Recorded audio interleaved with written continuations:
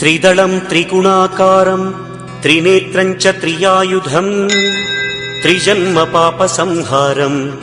एकबिल्वं शिवार्पणम् त्रिशाखैः बिल्वपत्रैश्च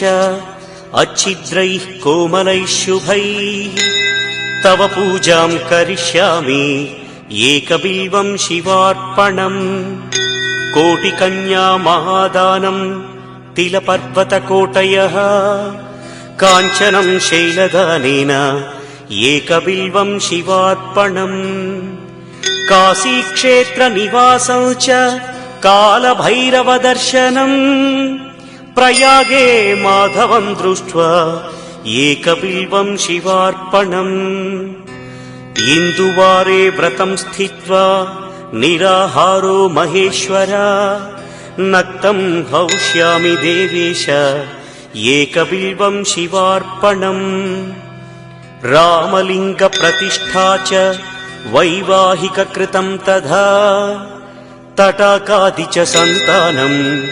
एकबिल्वं शिवार्पणम्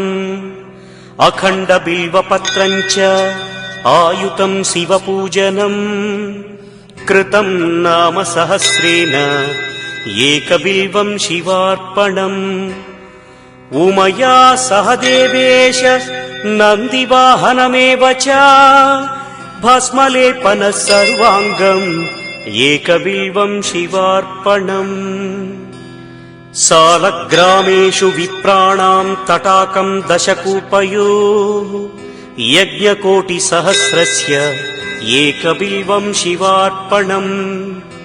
दन्तिकोटिसहस्रेषु अश्वमेधशतक्रतौ कोटिकन्या महादानम् एकबिल्वं शिवार्पणम् बिल्वानां दर्शनं पुण्यं स्पर्शनं पापनाशनम्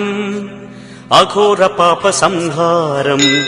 एकबिल्वं शिवार्पणम्